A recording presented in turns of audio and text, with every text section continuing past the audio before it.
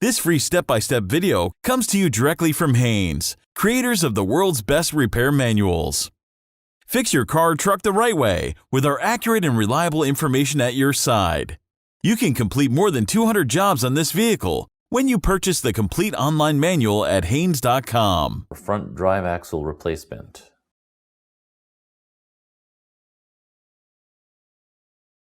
Open the door and pull the hood release lever located just above the driver's side kick panel.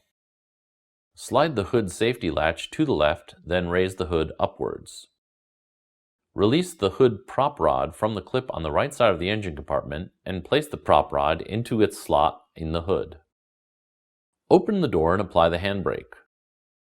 Chock the rear wheels to prevent the vehicle from rolling. Remove the front wheel hubcap using a large flat blade screwdriver or tire iron. Loosen the front wheel lug nuts. Place a floor jack under the reinforced area of the rocker panel seam. Raise the front of the vehicle and then support it with a jack stand placed under the rocker panel seam. On the opposite side, place a floor jack under one side of the body just in front of the notched area of the rocker panel flange, then support it with a jack stand placed in the notched area. Remove the front wheel lug nuts and remove the wheels.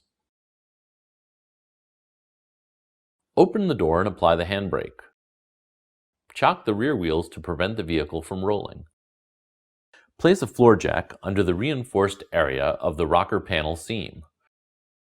Raise the front of the vehicle and then support it with a jack stand placed under the rocker panel seam. On the opposite side, place a floor jack under one side of the body just in front of the notched area of the rocker panel flange, then support it with a jack stand placed in the notched area. Remove the screws from the front and rear of the cover, then use a trim tool to remove the plastic fasteners in the middle of the cover and lower the under-engine cover from the vehicle.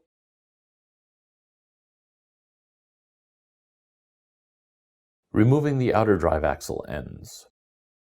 Remove the brake hose bracket bolts and brackets from the lower end of the strut.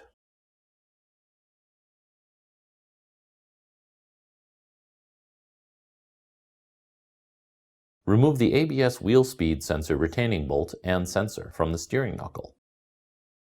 Using a hammer and punch, unstake the drive axle nut from the end of the drive axle.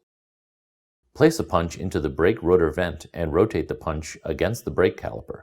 Using a socket and a long breaker bar, first loosen, then remove the drive axle hub nut. Remove the ball joint to lower control arm nuts.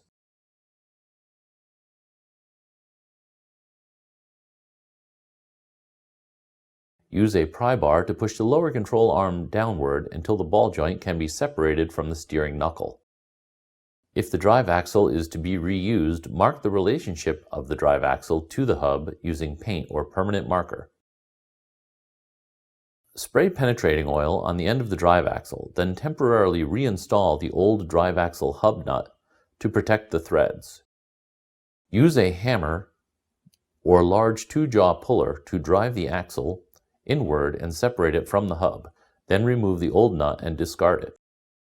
While guiding the end of the drive axle out from the hub, swing the hub knuckle assembly out and away from the vehicle. Support the outer end of the drive axle with a length of wire to avoid unnecessary strain on the inner CV joint. Removing the inner drive axle end, driver's side. Place a clean drain pan under the transaxle near the inner CV joint. Then pry the inner CV joint out of the transaxle using a pry bar positioned between the transaxle and the CV joint housing, or a slide hammer to pop the drive axle out. If you're using a slide hammer, the hammer must be used first at the bottom, then the top. If you only use it from one position, the drive axle may not come out.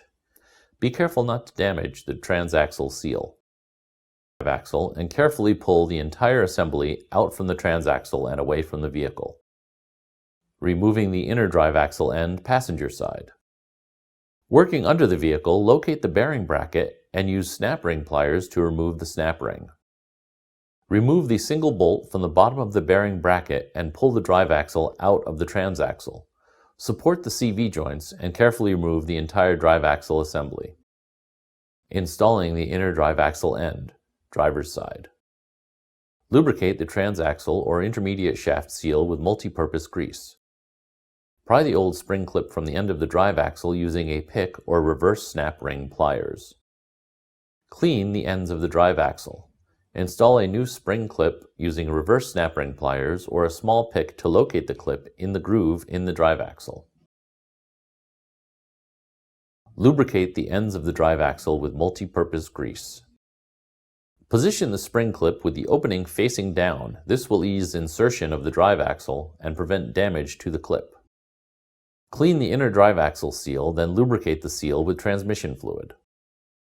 Push the splined end of the inner CV joint into the differential side gear and make sure the spring clip locks into its groove. It may be necessary to use a pry bar and a hammer to knock the axle inward until the spring clip locks into its groove. Check that the spring clip has engaged by tugging outward on the inboard CV joint housing. Installing the inner drive axle end, passenger side. Clean and lubricate the ends of the drive axle. Place a new bearing support snap ring into the drive axle, then insert the splined end of the inner CV joint's shaft into the center support bearing. Install the single bolt at the bottom of the bearing bracket, then tighten the bolt to the specified torque setting. Install the bearing support bracket snap ring using snap ring pliers. Installing the outer drive axle end.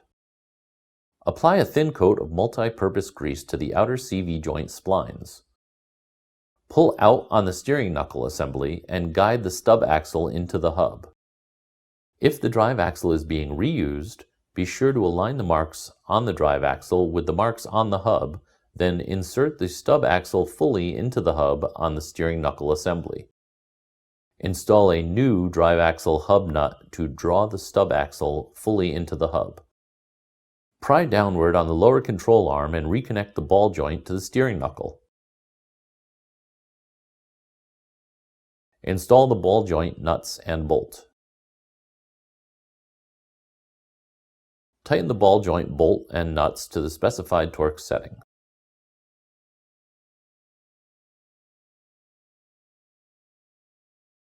Install the ABS wheel speed sensor retaining bolt and sensor and tighten it securely.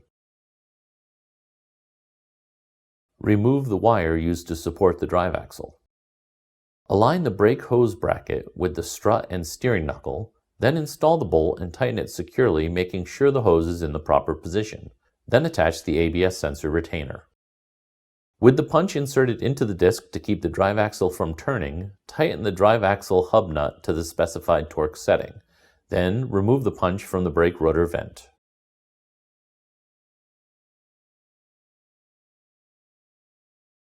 Using a hammer and a punch, stake the drive axle lock nut down into the slot on the end of the drive axle. Measure the amount of transaxle fluid lost, if any, and then follow these steps. Remove the inner fender splash shield fasteners and shield on the driver's side. Remove the fill plug located on the side of the transaxle housing near the rear. Add the measured transmission fluid as necessary through the fill hole. Reinstall the fill hole plug and tighten it to the specified torque setting.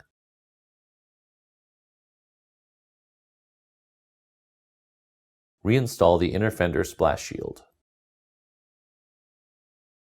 Place the under-engine cover onto the vehicle and align the fastener openings, installing one of the fasteners to hold the cover in place.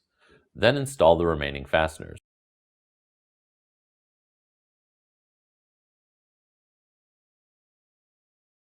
Tighten fasteners securely.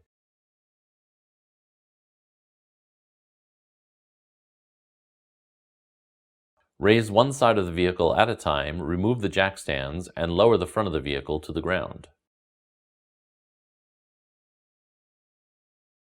Install the wheels and tighten the lug nuts by hand.